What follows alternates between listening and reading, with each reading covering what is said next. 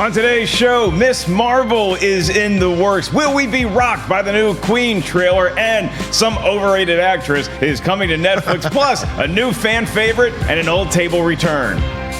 But this is literally an old table. But it's new again. Hey, look at this. Old is new again. Look at this. It's back from the shop and better than ever. She may not look like much, but she's got to wear a count, kids. That is John Rocha. How's it going? That is Perri Nemiroff. This is A Table, and I am merely Mark Ellis. We have a whole lot of exciting stories to get to today. Plus, John Rocha does something he's never attempted before. But before we get to all that, we do kick off with the sad news of the passing of Margot Kidder. The actress was 69 years old. She started in a number of different television series before hitting it huge into the stratosphere as Lois Lane in the Superman films. While she did suffer from bipolar disorder for much of her life, she became an advocate for mental health awareness later on in her career. Perri Nemiroff, your thoughts on Margot Kidder? I'll say the obvious first. This is heartbreaking and devastating to hear, and especially right after we had done that. I really enjoyed doing this when we did the superhero Oscars, and I had picked her for one of my categories. And,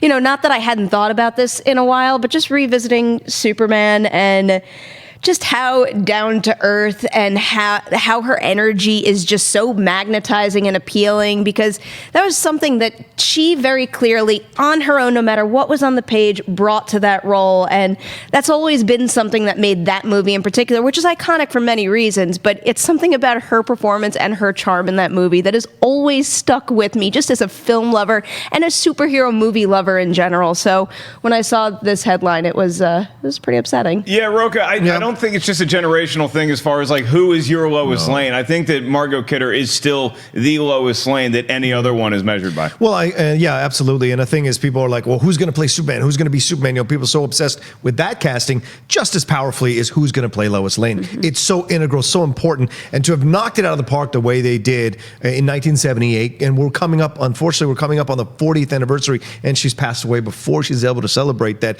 It is heartbreaking. It is sad. But she leaves an incredible legacy as an actress, but also as a humanitarian. As Mark mentioned at the beginning here, this idea that she suffered through and very public breakdowns. Remember, she was caught like in a yard somewhere, like she was all messed up and all these things, and then she buckled down and she fixed it and addressed it and went forward with it and lived her life and died naturally. And that's a positive. That's a lesson for people who suffer with mental health, with these issues, that there is a possibility to get out of it. Not everybody does it, but there is an example, and she's incredible for that. And not only that, she leaves an incredible legacy, a body of work, not only Superman, Amityville Horror, all the numerous films and TV series that she's done. Just a great way to leave a legacy, and too young at 69, way too young at 69, but you got to respect her her point of view on fame and her abilities as an actress. Yeah, she continued to work too. I mean, I think she was in something like 7 movies in the last 5 years. Yeah. So quite a storied career, best known as playing Lois Lane in the Superman movies. And if that role was a big step forward for strong female characters in movies, you can certainly see that legacy continue up into the present day and beyond. According to Kevin Feige, our second story tonight, or today, this morning, depending on what part of the world you're watching it, is that Captain Marvel, the new movie starring Brie Larson, could pave the way for Miss Marvel, who is a Pakistani-American character, Kamala Khan. According to Kevin Feige, he's quoted as saying that we're doing Captain Marvel right now. Captain Marvel's shooting right now with Brie Larson. Miss Marvel, which is another character in the comic books, the Muslim hero who is inspired by Captain Marvel, is definitely sort of in the works. We have plans for that once we've introduced Captain Marvel to the world. This was an interview that he recently gave with BBC Arabic. John Rocha, you hear that Miss Marvel is going to be following in the footsteps of Captain Marvel. That means a lot of things, and it's going to be very exciting for a group of people to see themselves represented. But for all of us comic book fans, it's pretty exciting stuff too, because this is really going to separate the Marvel universe from what it has been and continue to expand it. Yeah. Yeah, and this is incredible because she's a very recent character in the Marvel comics. You know, she's been introduced. She's a teenager. The Inhumans are involved in this somehow, so I don't know how they're gonna, kind of put that together. But she takes over when Miss Marvel becomes Captain Marvel. Carol Danvers becomes Captain Marvel. She becomes Miss Marvel, and she's a teenager, and she's not like born in Pakistan here. She's born in America to Pakistani parents, and her brother is conservative. Her mom is like, if you touch a boy, you're going to get pregnant, and her dad's got all his other issues going on. So it's all this stuff that she has to deal with. And that's what the point of the comic was, is how to grow up in this country with Muslim parents and what you could encounter and deal with. It's not about being SJW. You can throw all that stuff out of the window. It's about a unique American experience from this person who was born here in this country and what she experienced growing up, and then becoming Miss Marvel and what she does with that in honor of the legacy of Captain Marvel, of what Carol Danvers does. And so to me, it's almost like, if you remember Dinah Girl, Power, whatever it was, the one with the Deidre Hall from the 70s, there was a show where they had the Deborah Winger and Deidre Hall, I think it was, or whatever, it was a young, but anyway, you had the older kind of mentor superhero, female superhero, and then you had the younger female superhero, and maybe she's going to slide into the Captain Marvel movie in this way, or maybe in Avengers 4 in a modern way. We'll see. But either way, I love this idea that they're going to do this, and I love Feige's committal, non-committal to the thing. We're probably maybe going to do something. We'll see in the future. But either way, I think this is following the legacy of Stan Lee, who laid it out. And people have been posting that picture from the 40s or 50s where Stan talked about activism in the comics, that there is this idea of showing what we can be through comic books. And I love this idea, especially nowadays in our time now, to have something like this. Deborah Winger started out in 1976 in a film called Slumber Party 57. Is that what you're talking about? No. I had to Google that. She was Diana Prince's younger sister in Wonder Woman. But there was another thing with Deidre Hall, a TV show. I can't remember the first name, but I know Dinah Girl was the younger superhero. So it could be something like that. All right. That's why you have John Rocha on the show, for that 1970s television knowledge. Perri Nemiroff, we updated maybe more to present day and beyond. When do we get to see Miss Marvel on screen? Do you think we're even going to get hints of this character in the upcoming Captain Marvel? Do you think that the quote saying we definitely sort of have plans means it's going to be a little while down the road? So I've been super skeptical every single time we've covered a Kevin Feige quote where he says, oh, this is in development. Oh, we're thinking about this. Because obviously with the stage that they're in right now and planning for the future, you want to be developing a whole bunch of things so that you find that magical script in select places and then you move forward with that.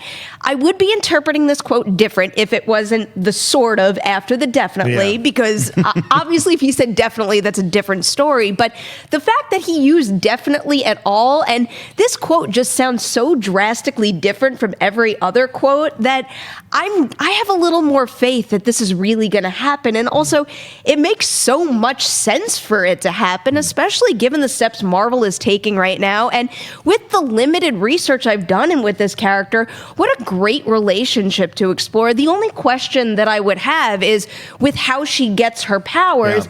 If she does get her powers, is that a manageable thing, or is it too many doors to open in terms of a lot of people out there discovering that they have abilities? Yeah, I mean, the Inhumans angle is very interesting to me, because I remember when we all got invited to that El Capitan presentation that Marvel had, and this is 4 or 5 years ago, they announced that Civil War was a movie that was in development, and that Chadwick Boseman had just been cast as Black Panther, and he came out on stage for the very first time. They showed their upcoming slate, and Inhumans was on there as a movie. It wasn't on there as this TV show that just failed miserably critically and commercially. So does that have some sort of baggage now, the term Inhumans, or do you think that they still might use this as an avenue to one day develop an Inhumans movie? Well, that's what the development process is. If they put it up on that slate during that, and that was years ago at this point, I imagine they had something, like some sort of idea or ideas that they liked. And there's nothing to say that even though we got that TV show and then it was gone really quickly, there's nothing to say that they can't still be holding on to some of those ideas and some of the plans and incorporate it into a brand new story that better suits the Marvel movies that we've gotten since that presentation. Yeah, it would be interesting if they could go against what they created in that TV show, because they'd have to start over again. The TV show is apparently canon, so like, how would they go in a roundabout way? And this is a way to do it. You take a young kid like this who's discovering her powers, figuring it's basically female Spider-Man. You have them at that young age, age, figuring out their powers, what they're going to do, how they can make it work, and then kind of go backwards into the Inhuman story and figure that out. And then that way you've got a nice entry point with someone like this. If they cast it well and shoot a good movie around her, then you can go into the Inhumans angle and people will forget. Our attention span is so short now, we forget in a year that, something bad happened if you can give us something better. Is the TV show canon? I mean, I know it says Marvel. Kevin Feige has proven he does not care what happens on the TV shows. With Agents of S.H.I.E.L.D., he said, look, Coulson might be alive in their world, he ain't alive in our world. So there's always been disconnect between the TV shows and the movies, and I think that that's actually a good thing because you're pumping out so much content. It is hard to keep track of stuff, especially when they really are two different divisions at this point. So we could be seeing an Inhumans movie. I think more just from the standpoint of, are we anticipating that like we used to be? Certainly the TV show didn't do it any favors, but we'll have to wait and see. Again, Captain Marvel comes out in March of 2019. Well, Kevin Hart is never short on movie roles that he is taking a look at, and it appears that he's going to be starring in Uptown Saturday Night. If that movie sounds somewhat familiar, this would be a remake of the original film that starred Sidney Poitier.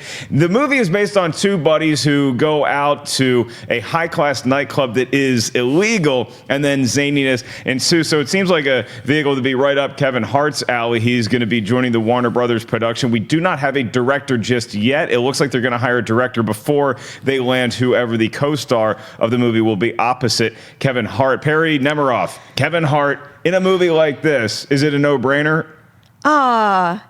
No, it's not a no-brainer. Well, it's frustrating because I think Kevin Hart is pretty funny, and I think there's a reason he's as famous as he is, and I most certainly don't want to give the impression that I'm a huge Uptown Saturday Night fan. I've seen the movie maybe once or twice. Obviously, he is 70s, right? Yep. Yeah, that makes sense.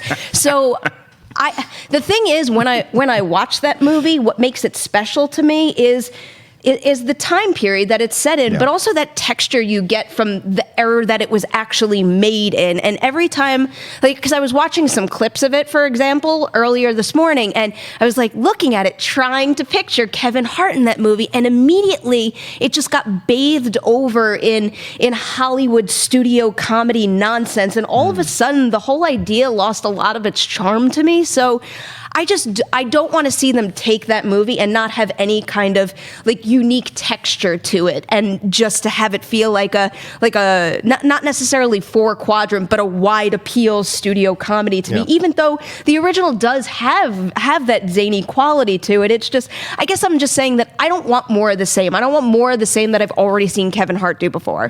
Rocha, you attended the premiere of Uptown Saturday Night at Studio 54. What was it like then? And do you think that this movie should take place back in that time period? I mean, the name Uptown Saturday Night clearly has a 70s connotation. Would you want to see that, or do you want to see it updated and take place in a more modern setting? Oh, no, of course, updated in a more modern setting, because the whole point of that movie is these two guys, one is the comedian, one is the guy who breaks the rules all the time, and one is the straight-laced guy. The odd couple thing always works. It just, if you get it right, it's a lot of fun, and so it could work out here. I don't know why we're doing this stupid dance of trying to find the director before we find the co-star. Just sign The Rock already. He can play the straight-laced guy to Kevin Hart's mania. You know it works. He's a little busy. He's a little busy right now. You put him on this. I love that Will Smith is producing it as well. This was supposed to be him and Denzel.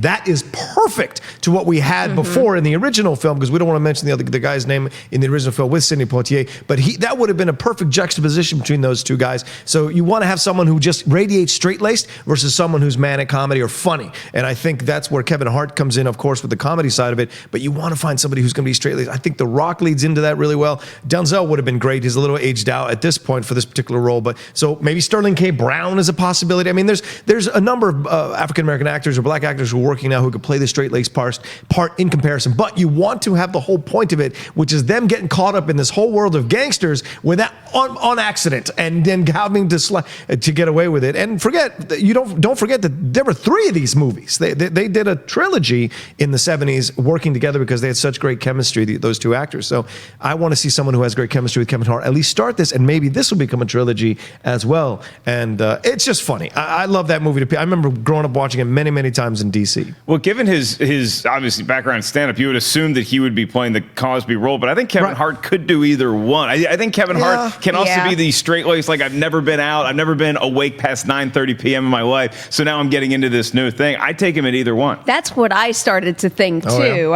He really could go one way or the other in this movie, and I kind of like the idea that they're going with a director first. I think that makes it a little more appealing to me, because really, the second you pair Kevin Hart, and I'm not saying The Rock is right or wrong for the role, but the second you pair him with someone like The Rock or someone very well known that we've seen him do buddy comedies before, that almost like forces me even deeper into the mindset that I'm already at with picturing a certain kind of movie. But the problem with that is it's a certain kind of movie we've already seen before. The second they get a director that has some sort of unique style to their stuff, that's when I'm going to see the appeal in it. And also, with a director, if you have someone like Kevin Hart and The Rock in a movie like this, I feel like their creative control could take precedence over the director. And I think I would rather see them put the priority in finding a director and then the person who is best suited to act opposite Kevin Hart, no matter what role he's taking in this. I disagree completely. Surprise, surprise. You surprise, put The Rock and Kevin Hart together, it works. You're not setting a type of movie. Jumanji isn't Central Intelligence. Central Intelligence is completely different from Jumanji. And in that Central Intelligence, Kevin Hart is playing a straight-laced guy to Rock's a more crazy CIA dude. And in Jumanji, Rock is more of like the nerdy, sympathetic dude where you have Hart's mania. So it works no matter who the director is. Their chemistry works. So if you just cast him already, then find the right director for them and go. Every movie has to have, this is not Sonny and Cher. Sonny and Cher weren't even Sonny and Cher. You want to make money? Make the money. You put them together. Appeal to your sensibilities. Do I need to go further back? Do I need to go Desi Arnaz and Lucille Ball? They can be different once in a while. What? Okay, sure. Here's a hot take, and I don't know how hot take this actually is. I'm very excited about Night School with him and Tiffany Haddish. Yeah, the movie comes out in September. Funny, that trailer. I think that Kevin Hart's comedy movie have not been the best over the years. There's been some really good ones. There's been some not so good ones. I'm excited about Night School. Where do y'all stand on that? I'm looking forward to that, but I'll put money on it right now that Tiffany Haddish gets a role in this. In this? There's a couple of smaller roles that she could very easily play, Please, but I wouldn't be surprised if she was added into the equation. Yeah, well, let me see how she does in the Uncle Drew movie. That'll be perfect too. Those kinds of things that she's great in. And you see in the trailer for Night School, she gonna give as good as she gets with Kevin Hart, and that's what you want to see. Someone who can go to. And if you know their story, watch Tiffany's stand up. She has a lot of positive things to say about Kevin and how he kind of saved her life. And so that's to have them be in a movie together is like a great closing of the circle of their relationship. Yeah, they just happen to be two of the best comics on the planet, so you might want to check out their stand up. Well, we move on to our next story, but we're staying in the time period of the 70s for this next topic, and that is the first trailer for Spike Lee's BlacKkKlansman has landed on the line. It's screened at the Cannes Film Festival, I think a couple days ago, and it's getting very good reviews out of that early on. It's in strong competition for the Palme d'Or, which is the grand prize of the Cannes Film Festival, and the trailer follows the story of an African-American police officer who goes undercover, deep undercover, to infiltrate the Ku Klux Klan in the 1970s. It's produced by Jordan Peele. Spike Lee directs it, as I mentioned. Perri, Nemiroff, did you see the trailer, and did it live up to the expectations, the very high ones that I know you had for this project? Oh, absolutely. I was a little disappointed in myself that after I watched this trailer, I was like, whoa, I didn't see that coming. But really, this is old school Spike Lee. This is him going back to his roots, and it looks like it's going to work so well. I think I just didn't expect it to play. I mean, given the subject matter, I didn't expect it to be as fun and entertaining. And that is a lot of the response out of Cannes, is that this is one of his most, entertaining, audience-friendly movies that he's made in a while. And I've kind of appreciated some of his recent films, but there's no doubt that they are not as good as some of his older things that I first fell in love with him as a filmmaker for. This seems like it's got some of that. And this cast, the two of them together, and especially knowing the true story, when you put this kind of tone and spin on it, there's a lot of really interesting opportunities to tell, one, a fun story, but then a story that you can enjoy and appreciate, but also actually says something. So given how how much I loved this trailer. I cannot wait to see how the full feature affects me. Yeah, it's based on a true story. Rocha, you saw the trailer. What do you think? Oh, I'm totally excited. And you know what? Spike Lee, direct Uptown Saturday Night. There you go. Boom, done. Game over. Spike Lee, The Rock, Kevin Hart, we're good to go. You saw enough comedic tones in this trailer, too. Okay. Absolutely, to make it work. And, this is a smart move by Spike. Spike's already done the serious take on the racial politics. So let's go this route. Let's go and let's have a little comedic, but not lose the serious flavor of what we're talking about. And this idea, and you still have the confrontation between John David Washington and Adam Driver at the end when he says, you're Jewish. Doesn't this bother you too? So we know that's going to be a subplot between them as well, because he's seeing it as a job, and John David Washington is seeing it as something way more. And the fact that it's based on a true story, and you have Topher Grace's David Duke, which is brilliant casting. All of that just puts the right vibe. It's from faux show, this is faux show, happened faux show, faux real. All that stuff just puts you in the right. It got a lot of Black Dynamite vibe to it, which I love. So I'm down for this. I'm here for this. And I've lived too long where Denzel Washington has been leading films, and now his son is a lead in films. I've lived too long. Denzel Washington in one of the most hard-hitting Spike Lee movies. He's been in a bunch of Spike Lee movies, but as Malcolm X. And then you see a movie like this, and clearly the tone a lot different from Malcolm X. Do you think that is the Jordan Peele influence? Do you think that him and Spike Lee had conversations, and was it a conscious decision to make this movie more comedic? Because the premise is certainly outlandish enough, although it is based on a true story that's very dramatic. Do you think the conversation was had that we do need to have a certain tone for this movie? Absolutely, I think so. And that's the Jordan Peele influence. And Spike Lee should just maintain Jordan Peele, his producer, going forward. Like, it just works, right? This is the first film in a long time. Why do you have to marry people and then they can never work with anybody else? Because I like things that work. And I'm a big fan of commitment, Mark Ellis. I like things that work. And then when you find someone that you work together with really well, you stay with them. And so for me, that works. And I love that. Movies or relationships well, the life. Because in Get Out, even, as horror as much horror as there is, there's great comedic moments with Little Ren, and that's Jordan Peele's influence. And so when you have Jordan Peele's influence in something like this, it makes it work. And I think this will help Spike have almost a second career renaissance, and that would be great. One way or the other, whether Jordan Peele was involved or not, I have a feeling this was a tone that he was committed to doing from the start, because this is very specific, and you have to have a very clear mind in order to achieve something like this in the best possible way.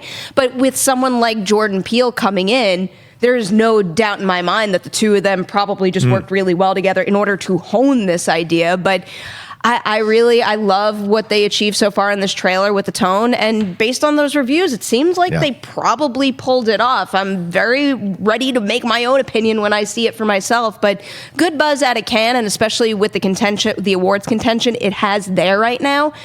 That's a pretty good sign. And that August release, too. I think that's perfect. The movie comes out in August. That's what's scariest to me. I was having a conversation with a good buddy of mine, Jacqueline Coley, and she's actually at Cannes right now and saw the movie, and she said that it's interesting because when you look at the Oscar nominations, there seems to be every year there's one movie that came out before the classic Oscar push, whether it's a Dunkirk or it's a Get Out. Sometimes you get a couple movies that make it through that gauntlet the rest of the year. BlacKkKlansman could be one of those movies. Sure.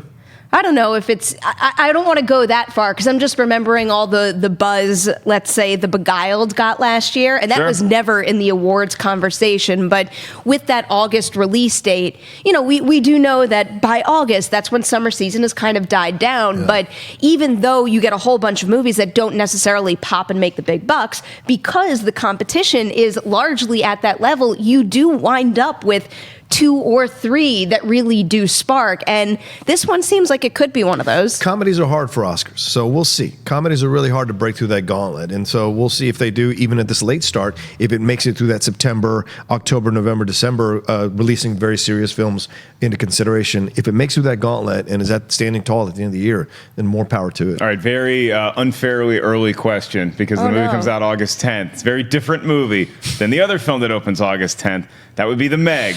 I've been on record predicting The Meg will make $300 million at the box office opening weekend. Might have been a little far-fetched on that one. Which movie does have the stronger opening, do you think? Do you think BlacKkKlansman could take down a giant shark? Probably not. Yeah, no, I don't think so. And I think because the Meg thing is appealing to all the base instincts of an audience who wants to see a shark eating people. The movie's going to have a lot of buzz on it, though. I don't know. It could crash. If I'm the shark, I'm a little nervous right now. That's all I'm saying. If I'm the shark, sharks usually don't get nervous. I just be a little nervy on edge. Well, we do have a movie next up that is a clear awards contender, not just because it's release date, but because it's getting a lot of buzz from the lead. Rami Malek playing Freddie Mercury. We got the first full trailer for Bohemian Rhapsody, the story of the rise and fall of Freddie Mercury, as well as the band Queen from 20th Century Fox. You see a trailer like this, and there's a lot of excitement. There is some nerves, like the shark is nervous about BlacKkKlansman. I was a little nervous watching this because I've seen the pictures of Rami Malek, the star of Mr. Robot, playing Freddie Mercury. Freddie Mercury is an all-time icon. For my money, he's the best lead singer in rock history. So when somebody's playing him, you're like, I don't know if he's going to be able to pull it off. From this trailer, it's only 90 seconds. It looks like he did a pretty damn good job as Freddie Mercury, as well as the rest of the cast members playing the band. Guy who looks exactly like Brian May as well. So I'm very excited for this movie, even more so than it was beforehand. And I'm a pretty big fan of Queen. John Rocha, how about you? Yeah, massive fan. In fact, over the weekend, I rewatched their live set from Band-Aid that they did in the 80s. If you haven't seen their live set on YouTube, go watch A Master at Work, a master band. Sorry, Live Aid. Band-Aid is the other one. Live Aid, yeah, go watch A Master at Work from the 80s in that. Just incredible what he's able to do. The musicianship, the showmanship, all of it. And Rami Malek, I had my reservations. I'm like, I don't know. As a TV actor, can he do this? And you watch him blow the doors off this thing, and it's incredible. Gets the accent right. Even the vibe of the trailer is right. And you know the Outlaw knows biopics, and that looks like an awesome biopic. And here's another thing. Dexter Fletcher needs to be getting some more attention. Dexter Fletcher's an actor. You saw Lock, Stock, and Two Smoking Barrels. That chef who was obsessed with the knives. He directed Eddie the Eagle. He's directing this. He's going to direct the Elton John biopic, Rocket Man. This man needs to start getting as much credibility as Ben Affleck has gotten, as any of these actors who've come up and started directing films have gotten. He needs a little more attention. This looks incredible. I don't know how much of it is his, how much of it is Bryan Singer's, because don't forget that Bryan Singer started shooting this thing. I don't know how far along he was before Dexter Fletcher stepped in, but either way, this trailer looks like it really captures what Queen was all about, and his accent's on point, the overbite is on point, all of it is there, and you get into it. So I'm like, this is the actual thing that I'm watching feels very real, and I'm going to love this. I have a feeling I'm going to love the hell out of this. You think the best overbite since Iceman did it threateningly to Maverick and Top Gun? Basically. Perri Nemiroff, the Bohemian Rhapsody trailer. Will this movie be Oscar contending material? All I could picture right now is a poster with a pull quote that says, "The overbite is on point."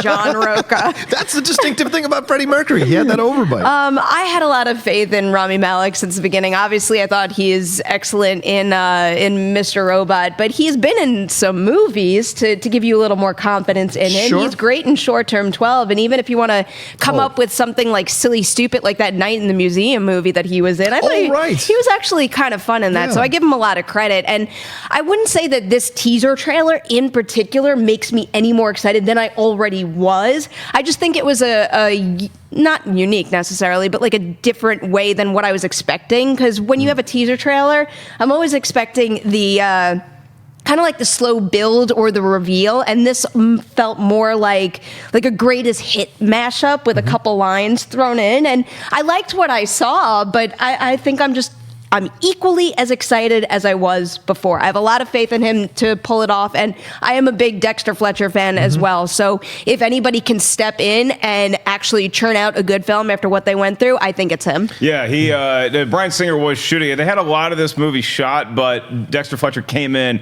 and apparently reshot a lot of the material as well. Yeah. So that was news to me when I heard it, how much he had actually come in and done, because I just thought he was just kind of steering the ship into port, but apparently he did a lot more than just that. My only reservation is there wasn't, and this is only a teaser trailer, so maybe the larger trailer will deal with this, the homosexuality, the AIDS, all of that happened with Freddie Mercury.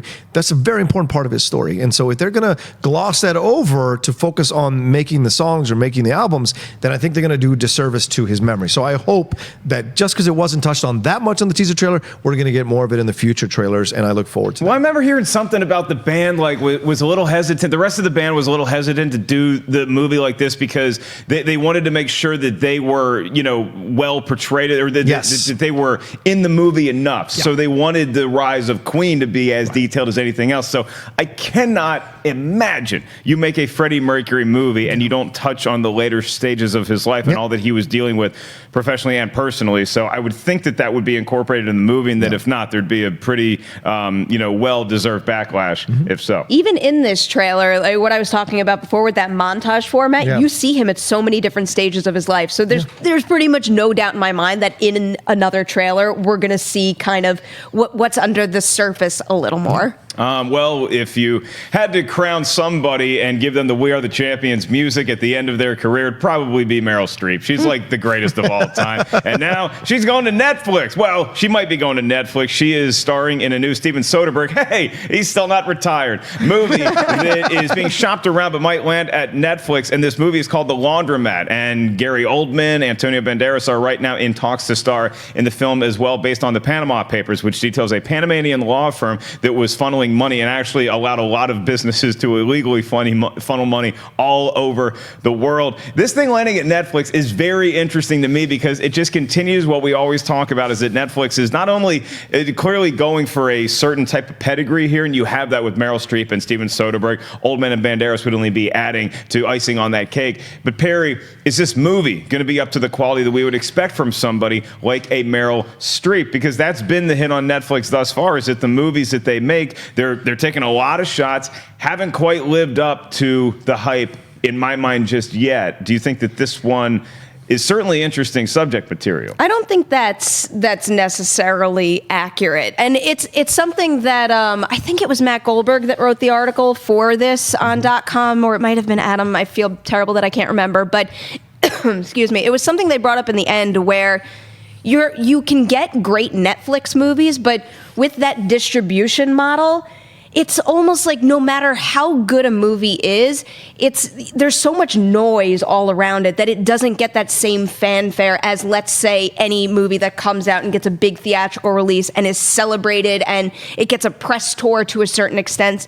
I think it speaks a little more to Netflix's distribution plan, where if they're going to have films like this come out, and maybe potential films with awards caliber, they need to figure out a different way in order to promote the release so that it feels like a big deal. Because we talk about it here, but really, it gets dropped on Netflix and a bunch of people might watch it right off the bat. But even when you're talking about something like Bright, clearly they had the numbers to make another one, but it didn't feel the same way as, let's say, and this is a bad comparison, it's just because I'm looking at the Deadpool 2 poster, but it's like you can't compare that kind of release to a Netflix release. Well, yeah, but I mean, I'm not talking about hype, I'm just talking about the actual quality of the movie. Like, for every Beast of No Nation that's come out on Netflix, it's really good. They've done a lot of great documentaries, but like War Machine with Brad Pitt, that's a marquee star, and that movie just ain't that good. Same thing with Bright, same thing with a lot of these movies that you see dropped on there with the Cloverfield, I mean, that had a different kind of fanfare for sure. Well, that's the thing, is they're distributing a lot more material than, let's say, we see hitting theaters every single week, which is why I think there are some great originals in there that just get lost in the mix and don't get as much love as they could. Plus, Netflix is still on the cusp of crossing that line between, making whatever movies we've seen already and also, having things on the lineup where it's like The Irishman, things that really have significant awards potential. I mean, really, Beast of No Nation and Mudbound are the two that actually crossed that barrier and got that kind of attention. But even those movies, it did feel like they were that much in the spotlight, whereas everything they were up against had that much. So if this is that good, maybe this could be another step forward. But I wouldn't be surprised if it didn't have like that same minimal feel, even though Meryl Streep, one of the greatest actresses out there right now, is headlining this thing. It could be coming out around the same time that we finally get to see The Irishman also on Netflix, so it could be a nice 1-2 combination, Rocha. Yeah, this is the thing you have to take a look at. I think Perri hits on it. Over the last 6 weeks, Netflix has released something like 90 hours of original entertainment. That's a lot, and you get caught up in all of it. You get lost in all of it. How are we going to watch all That's the thing, and that's the thing at the end. Plus our networks. Plus the cable networks. We don't need to worry about. I don't need to watch CSI. Right, but I think and I've been pushing back about this, but I've been slowly maybe kind of changing my mind a little bit, because I really hated when people are like, "Oh, superhero movies are destroying the movie industry," blah blah blah. But Actually, I read a really interesting article in The Ringer a couple days ago, and it talks about how these movies that would normally get theatrical releases are not going to streaming services. They're not going because they're taking that quick buck, they're taking that payout money, and they're going original and getting rid of it and putting on the Netflix stream rather than taking the chance of taking a loss and putting it out in the theater. If you go into Netflix, it's guaranteed a certain amount of money. You get paid a certain amount. I've had friends who've done deals with Netflix. There's a certain business model they have on how they pay out, depending on your status, how they pay out. And so maybe studios are looking at this as a way of putting their content here and not putting it in the theater. And in a way, we could lose that experience of going to see these smaller independent films in the theaters. MoviePass could only do so much. And so for me, I'm slowly starting to see the reasons behind this argument. I don't necessarily agree, but I'm seeing the after effects of these massive blockbusters controlling and showing on 6 screens where normally other films would have the opportunity to do that. So it's an ever-evolving thing that, in my mind, that's happening. And this is another example. Why should a Soderbergh film be going to Netflix? It should be out in the theaters with Meryl Streep, especially coming off her nomination for The Post. This is another real-life story based on true story, political story. Should be coming out, but it's going to go to Netflix possibly. Yeah, I don't know what this says about either Netflix or just my personal lifestyle, but I find it hard to stay awake watching Netflix movies as opposed to, if I go to the theater, I'm staying awake for the bulk of that. Yeah. Unless it's like the Conan remake where I fell asleep within 10 minutes. There's movies that I put on War Machine. It took me 3 attempts to finish watching that movie. Yeah. And like with Oscar screeners, even you put them on at home, and I don't want to doze off, so I need to force myself to watch it. But Cloverfield, it was it was Super Sunday. I watched a very intense Super Bowl game, then went to Cloverfield. Might have taken about 15 or 20 minutes to get some Z's. Woke up, had no idea what the hell was going on. Is that me or is that Netflix? I think you need to buy yourself a movie theater seat and put it in the middle of your living room. And when you put on Netflix, you can put yourself in the mindset that you're in a movie theater. Okay. Turn off all the lights. You think I'm too comfortable? I think you're too comfortable on the couch. Okay. Of course, I'm sure your legs are out. I'll make the... I'm sure your legs are out, Mark Ellis. Yeah. I got a recliner. Yeah, I'll make the theater seat extra sticky and just put popcorn and stuff in there. I'll plant a cell phone to go off halfway through the movie just to give me that real accurate theater experience. Well, we love giving you guys a whole lot of content here. We celebrate movies here. We got a big one coming out this weekend. Deadpool 2 is in wide release as of May 18th. We already have our non-spoiler review up, and we're going to have plenty more Deadpool 2 related content as the week progresses. And if you're a fan of comics or comic book movies, check out Collider Heroes' new episode dropped yesterday, and it's produced by that guy, John Rocha. We also have the movie Trivia Schmodown. It's going to be back live June 2nd at the El Portal Theater right here in North Hollywood. You can still get tickets. We have a couple left. Here's a quick clip. Shirewolves owe us lunch money, and we will be taking it at that event. Whitworth, the system, the clock, Harloff, none of these guys can get in front of my destiny.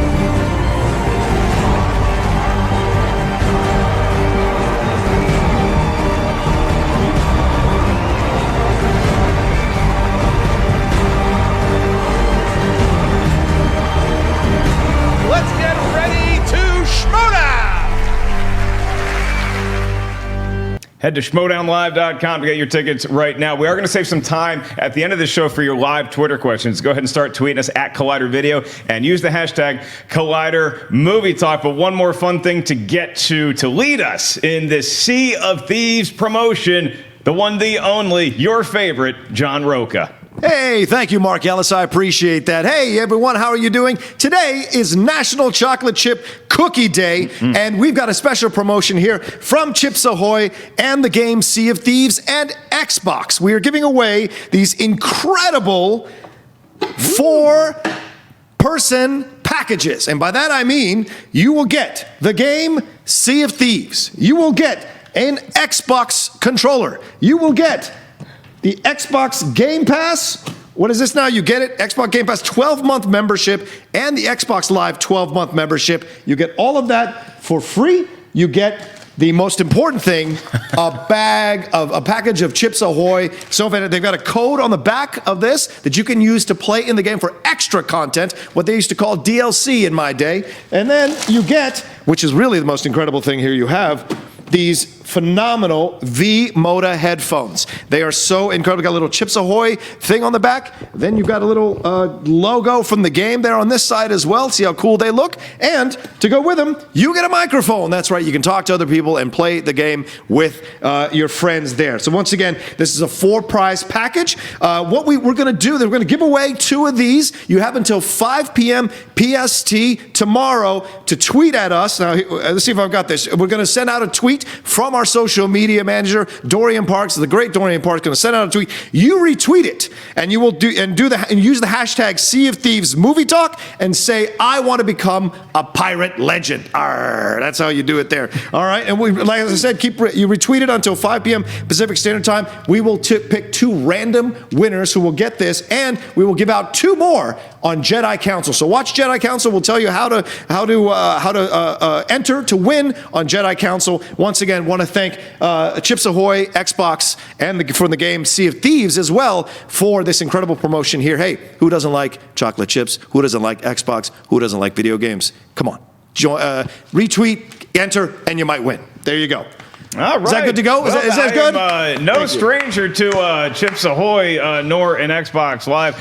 It goes from Bob Barker to Drew Carey to John Rocha. Nobody handles a tall, thin microphone quite like that young man. So thank you, Rocha, for that promotional energy. And we go to our live Twitter questions.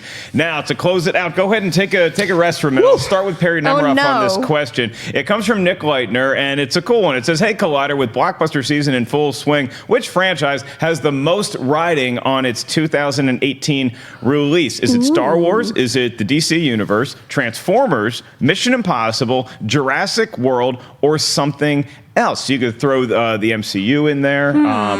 What franchise has the most riding on its 2018 movie? That is a really good question. Obviously, there's a lot of pressure on every single one because when you're throwing insane amounts of money at a new installment.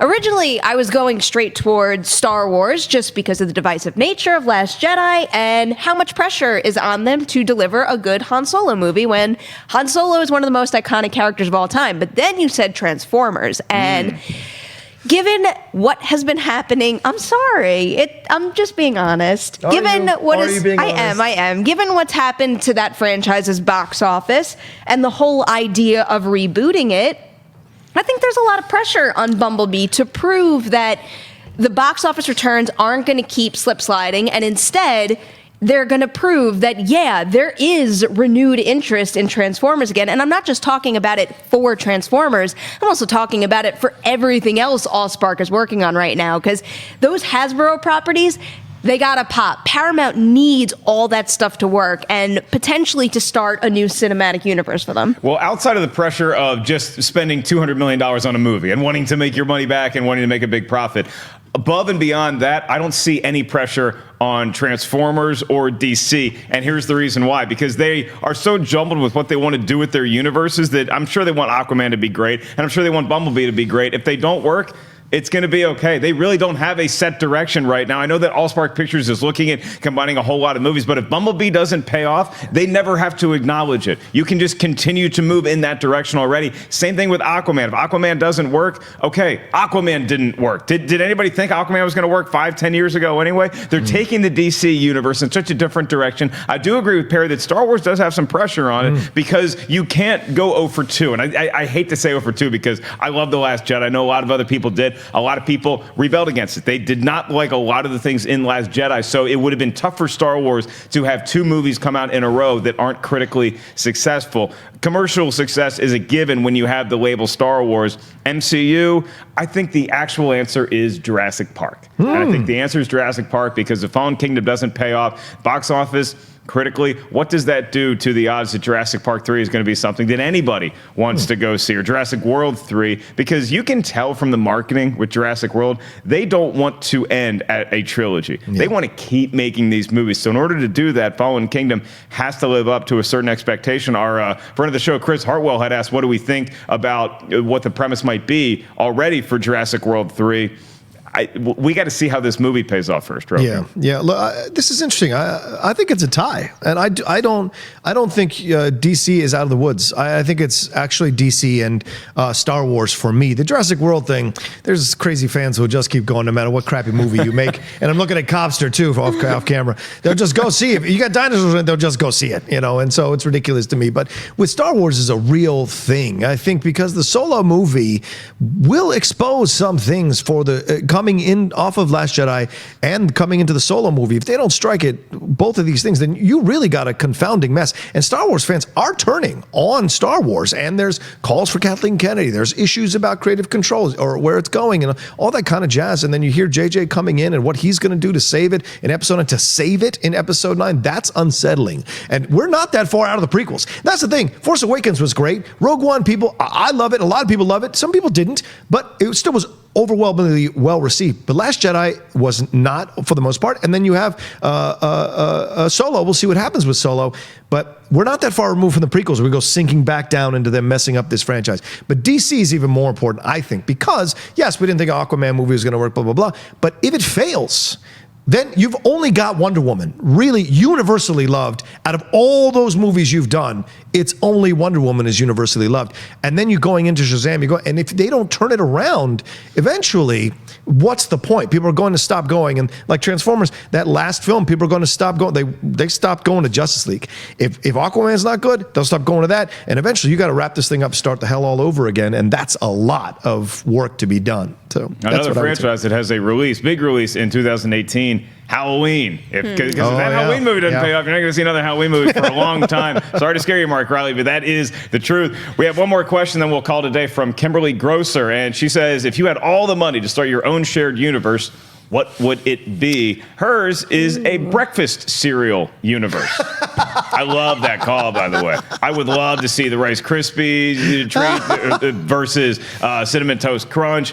Throw in the Honey Smacks Frog. There's a lot of potential with that. Tony the Tiger, obviously coming in, being a very positive, motivational speaker type on everybody else. So I like Toucan Sam. There's the Cookie Crisp Bandit. There's a lot in a cereal universe. Which way are y'all taking it? So I have two ideas. You know one of them, but and you guys know one of them. I love the idea of bringing the slashers to screen in Lego form. So I would want them to all have their own Lego movie and then collide. But I'm going to bring, speaking of collide, you know where I'm going with this, right? So one of the ideas I had come up with for the Women in Film event over at Movie Fights, which was not used, now I'm like regretting saying this. Someone's going to steal my idea. I don't care. I can't make it happen anyway. Welcome to Hollywood. It's the Marvel Cinematic Universe colliding with Toy Story, where the idea of having the Marvel characters with Toy Story, a new Toy Story movie taking place in a world where the MCU actually exists and the comics exist, and they could have toys of the characters we know and love so much. I think there's just so much opportunity for just like imaginative gameplay from a kid's perspective, but while being influenced by how popular that cinematic universe is right now. I think there is so much potential in that idea. See, I'd have been happy to lose to that, not that Star Wars Final Destination crap. The Star Wars Final Destination thing won me over. That was ridiculous. But for me, someone tweeted about it, and I have to take their idea, the idea of the revenge shared universe. So take in John Wick, Atomic Blonde, Jackie Chan from the Foreigner film, having them all like come together. Are you going to go after a huge conglomerate? Oh, and Denzel Washington from Equalizer, all of them in there. Yeah, so you're basically taking both movies that we pitched on Movie, and you're just combining them into one movie. Because I threw Liam Neeson. Well, I did a better job, so I feel like I can. I think Perri did the better job. That's a subjective situation. I'm not going to agree. I think the record proves it. What record?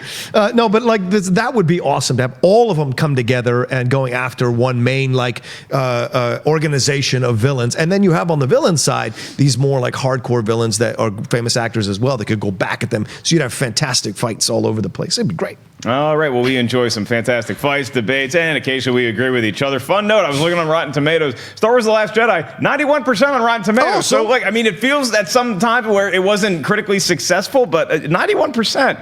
That's an A. Okay, 91%. Those kind of grades, those will get you into Wake Forest University, kids. Oh, boy. Force Awakens is at 93%. The prequels hovering around the 60. Episode 2 is 66. Episode 1 is 55. That's the most. That's the only rotten Star Wars movie other than probably the holiday special. And then Revenge of the Sith, 79%. Wow. Pretty good. Have you seen Solo yet?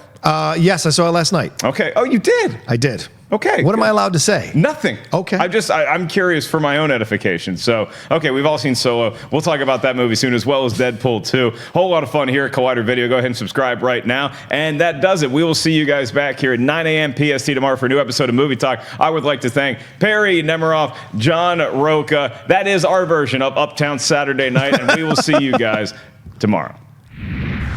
Hey everybody, Mark Ellis here. Thanks for watching this episode of Collider Movie Talk. You want to watch more? Then click up here, or you can click right here for more great content from Collider. And if you haven't subscribed to Collider Video, do so right now and share this vid with your friends. Thanks for watching.